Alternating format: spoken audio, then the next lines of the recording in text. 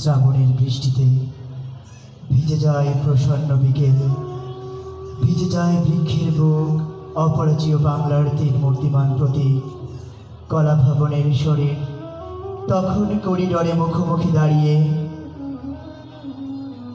তোমার কি পছন্দ? নীলিমার নীল, বিশুদ্ধ জ্যোৎস্না, স্মৃতির গামচিল, দূরের শ্মশান।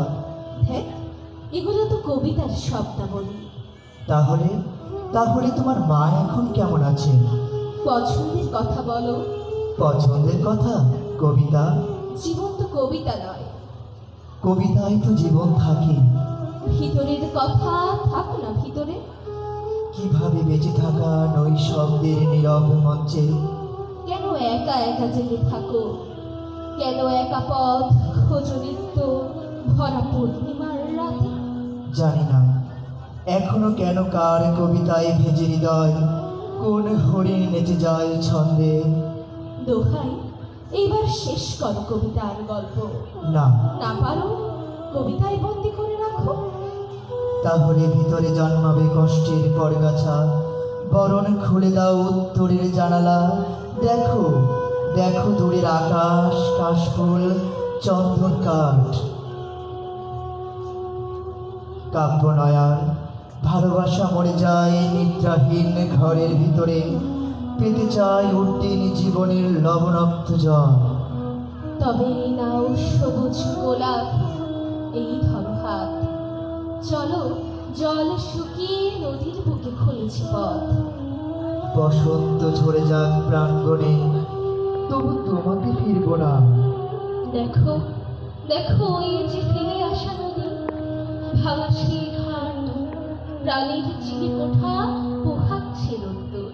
আমিও তো চাই ঘাস ফড়িংয়ের সোনালি পাখা, কিন্তু সব যেন তছনছ হয়ে যায় দীর্ঘ বাতাসের শ্বাসে।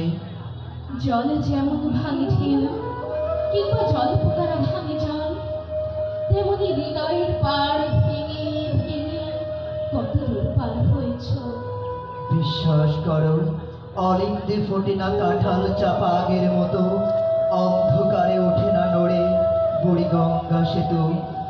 আর কতগুলি মিঠুগুলি হাওয়া, মিঠেতির রাত তোমার চাই।